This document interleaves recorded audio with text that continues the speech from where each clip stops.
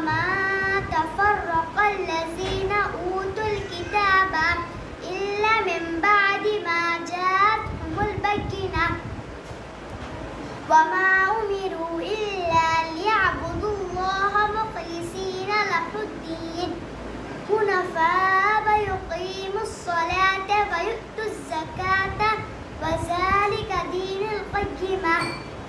إن الذين كفروا من أهل الكتاب والمشركين في نار جهنم خالدين فيها أولئك هم شر البرية إن الذين آمنوا وعملوا الصالحات أولئك هم خير البرية جزاؤهم عند ربهم جنة عدن تجري من تحتها الأنهار خالدين فيها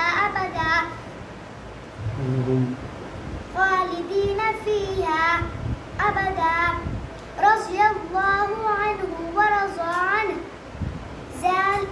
ذلك لمن خشي ربه صدق الله العظيم.